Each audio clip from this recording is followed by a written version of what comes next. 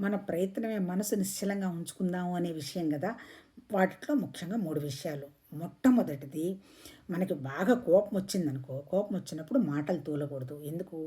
ఏ relationships అయినా, ఏవైనా సరే పోయేదేంటి? కోపం వల్ల పోతాయి. కాకపోతే మన కింద పడుండేవాళ్ళు, మెతకవాళ్ళు ఉన్నారనుకో, వాళ్ళు కూడా ఈ విషయాన్ని కోపంగా పెట్టుకొని లోపల పైకి పైకి నటిస్తారు. వాళ్ళకి అవకాశం వచ్చినప్పుడు మన సంగతి చూసుకుంటారు వాళ్ళు.